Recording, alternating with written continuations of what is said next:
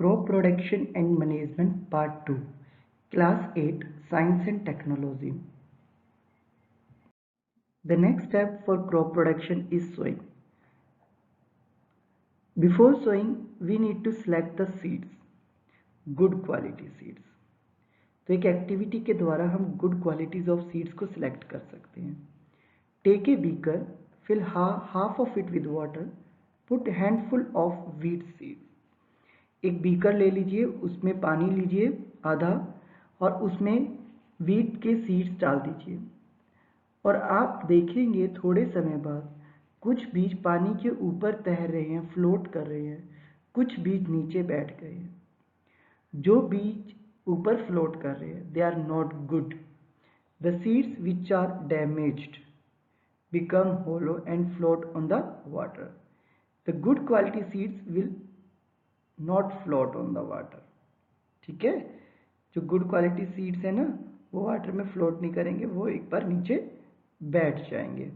ठीक है, तो हम गुड क्वालिटी सीड्स कौन से हुए जो नीचे बैठ गए हैं, ठीक है, उनको सिलेक्ट कर लेंगे. सोइंग के लिए टूल्स हम यूज़ करते हैं. तो पहले हम ट्रेडिशनल टूल्स की बात करेंगे. Traditional tool is a shape like a funnel. Traditional tool किसकी तरह है? फनल की शेप जैसा. देखिए, with 2 or 3 pipes having the sharp ends which pierce into the soil and place seeds there. इसके साथ 2 या 3 पाइपें लगी होती हैं और आप सीड यहाँ से डालते हैं तो इन पाइपों में से सीड्स मिट्टी के अंदर चले जाते हैं. ये सीड्स को कहाँ डाल देती हैं? मिट्टी के अंदर. और ये पूरा सिस्टम वो किसकी मदद से? बुल की मदद से यूज करते हैं. Seed drill. It is used with the help of tractor. Sows the seeds at equal distance and depth. Cover the seed with the soil so that it cannot be eaten by the birds. Save time and labor. Seed drill की मदद से हम काम आसानी से कर सकते हैं.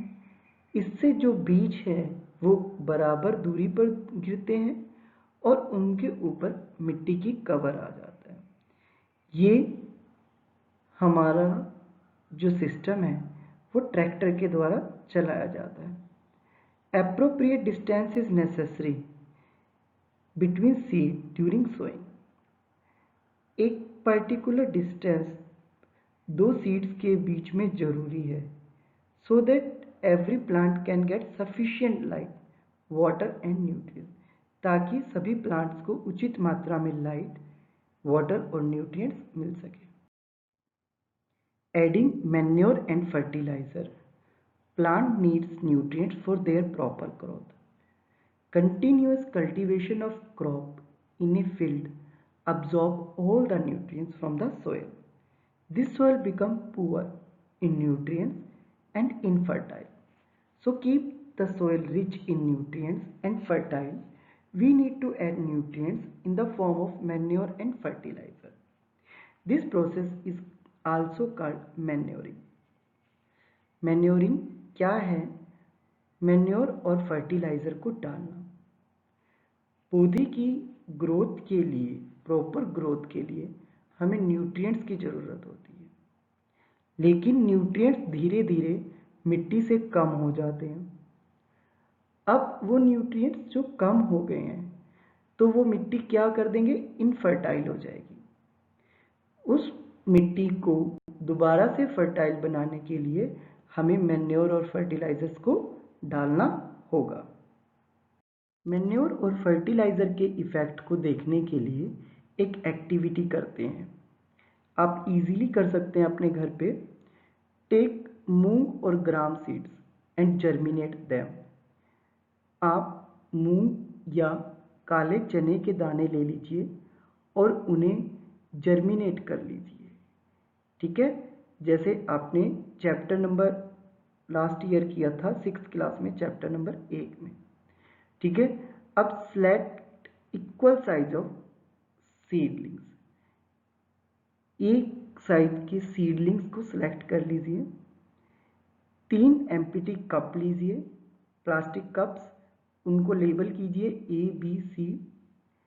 अब ए में क्या करना है आपको, सोयल डालनी है, थोड़ा सा काऊ डंग डालना है, दूसरे में सोयल डालनी है, थोड़ा सा यूरिया डालना है, और सी में सिर्फ सोयल डालनी है। आप उन तीनों सीडलिंग्स को ABC कप में प्लांट कर दीजिए। आप थोड़े दिन उनको पानी दीजिए और ऑब्जर्व कीजिए।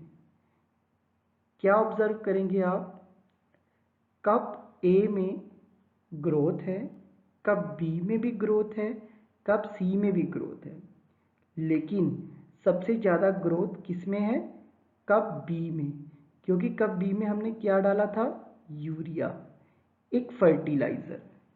इसमें हमने डाला था काऊ डंग, एक मैन्योर, और इसमें हमने कुछ नहीं डाला। तो आपको क्या पता चला, फर्टिलाइजर की ग्रोथ ज़्यादा इफेक्टिव है, इसमें ज़्यादा न्यूट्रिएंट्स हैं,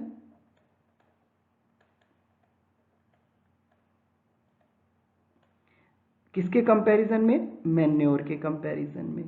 ठीक है, और मैन्योर में ज़्यादा न्यूट्रिएंट्स हैं किसके कंपैरिजन में, जहाँ पे सिर्फ सोयल है। ओके, तो इस चीज़ को हमने यहाँ पे ऑब्जर्व किया।